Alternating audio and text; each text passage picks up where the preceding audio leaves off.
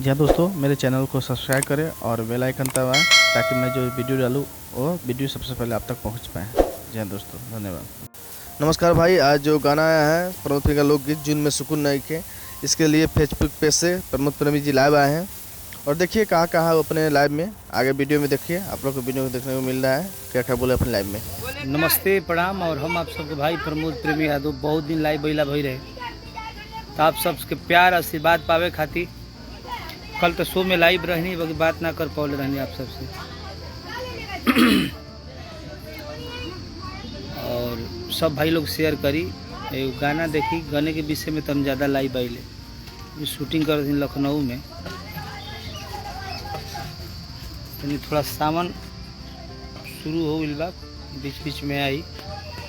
नीरज पांडे जी, विकास जी, सबके दिल से प्रणाम। भैया अंजलि जी, राजन सोनी जी, सोनू सिंह जी, प्रिंस राय जी, हेलो भैया, सीताराम जी।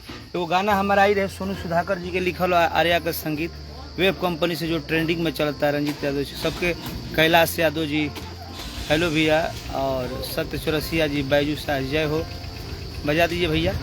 देवतानंद यादव जी, और वेब कंपनी से जो गाना बड़ा ट्रेंडिंग में बा अभी, तो आप सबको प्यार बदौलत की बा। और बता दी कि बहुत जल्द रामेश्वर राय जी,